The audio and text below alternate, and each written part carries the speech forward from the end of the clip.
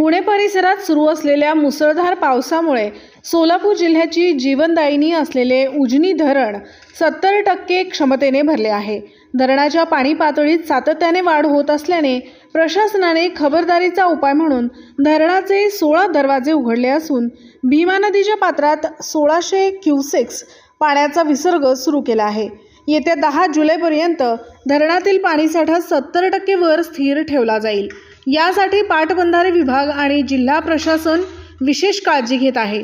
नदीपात्रात अचानक पाण्याच्या पातळीत वाढ होण्याची शक्यता असल्याने प्रशासनाने भीमा नदीच्या काठावर असलेल्या सर्व गावांना सतर्कतेचा इशारा दिला आहे। नागरिकांनी नदीपात्रात जाणे टाळावे, आपली गुरेढोरे सुरक्षित ठिकाणी ठेवावीत आणि प्रशासनाच्या सूचनांचे पालन करावे असे आवाहन करण्यात आले आहे।